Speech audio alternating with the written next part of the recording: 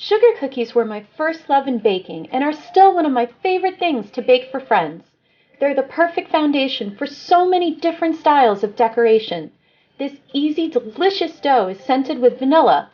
It makes perfect cutout sugar cookies.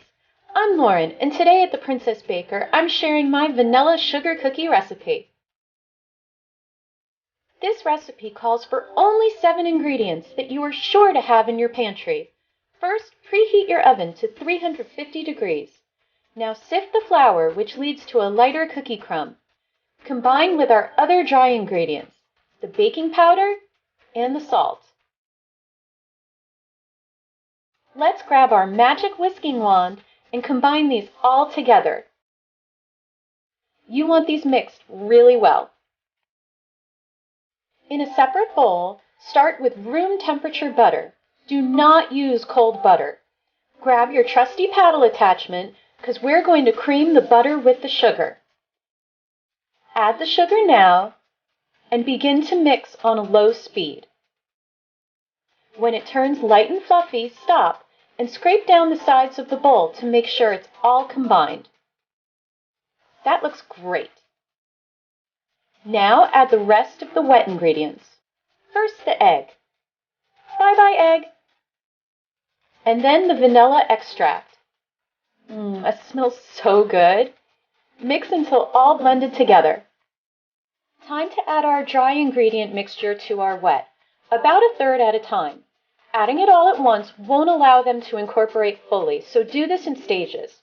Plus it'll make a giant mess in your kitchen. We don't want that. If you're new to the Princess Baker, hello and welcome. Each week I'm sharing recipes and decorating tips like this, so please like, share, and subscribe to my channel. Keep adding the dry ingredients to create our cookie dough. Have you ever wondered what the difference between dough and batter is? Dough can be kneaded with your hands, while batter is more liquidy, and you definitely don't want to use your hands with it. It will royally screw up your manicure. See, the dough is starting to come together. It's pulling away from the sides of the bowl. Looking good. Finish adding the rest of our dry ingredient mixture. Here's a great tip to avoid that dreaded flour cloud. Use a paper towel or a dish rag to cover the bowl and keep that cloud in check. Mix for a few seconds to catch the cloud, then you can uncover.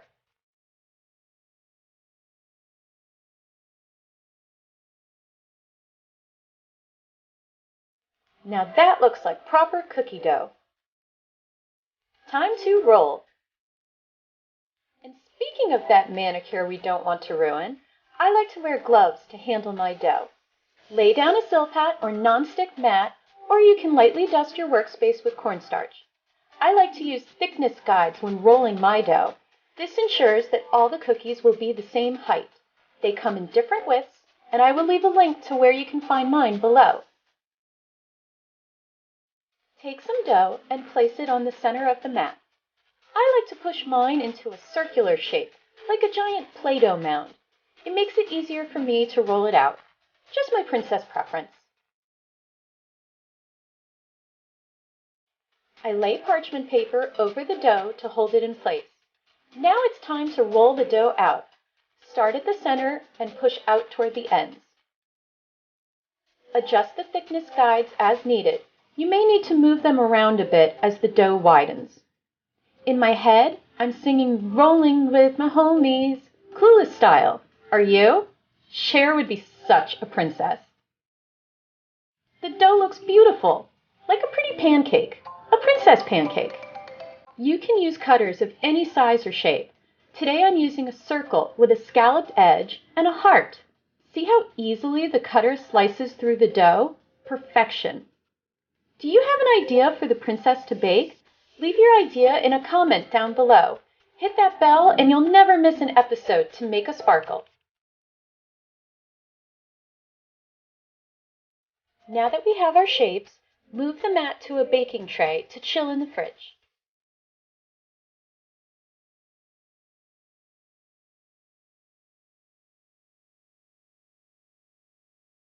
Once cold, we are ready to remove our cookie shapes. Grab a separate nonstick mat and cookie tray and use your offset spatula to transfer. The cold dough is now firm. See how crisp the edges are maintained on the scalloped ruffle? Beautiful. That's exactly what we were looking for. And look at that heart. It's held its shape perfectly with a gorgeous edge. No heartbreak here. If freezing cookies for future baking, this is where you'll place them between layers of parchment paper in a container. Freeze them for up to 4 months. Save that extra dough. You can re-roll it to make more cookies.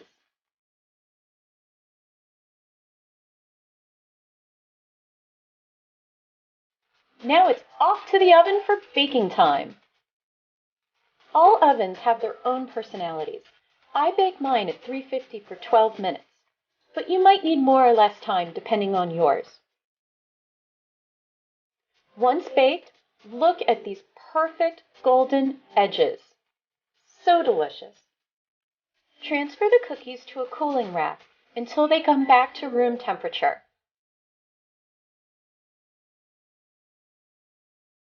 Look how beautiful and crisp and golden they look. Chewy on the inside, crispy on the outside, looks like heaven. And that's it. You now have delicious, shape-holding vanilla sugar cookies. From here, get your royal icing ready to dress these babies up for your next celebration. All decorating styles and techniques can be used from here. I hope you enjoyed making sugar cookies with me. Make sure to like and subscribe for your next adventure with the Princess Baker.